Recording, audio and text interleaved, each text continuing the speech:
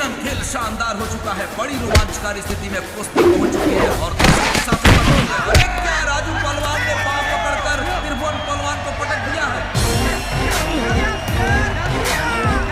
बता दूं कि पुराने खिलाड़ी होने का भरपूर फायदा उठा रहे हैं सुल्तानपुर के पहलवान।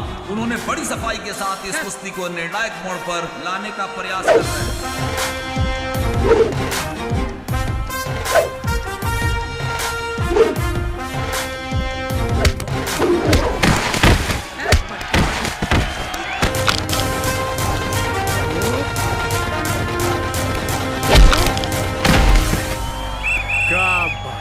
यकीनन बड़ा महासंग्राम हो रहा है, यानी इन पर भारी पड़ रहे हैं त्रिभुवन पहलवान।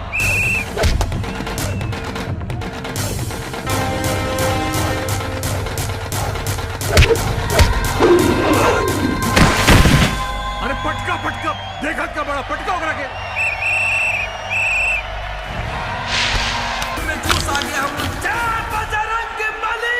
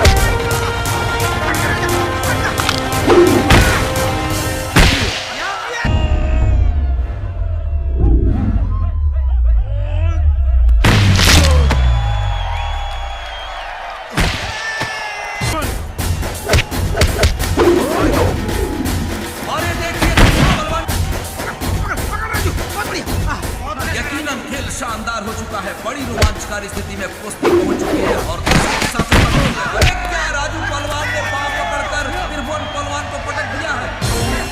कुश्ती को निर्णायक मोड़ पर लाने का प्रयास कर रहे हैं।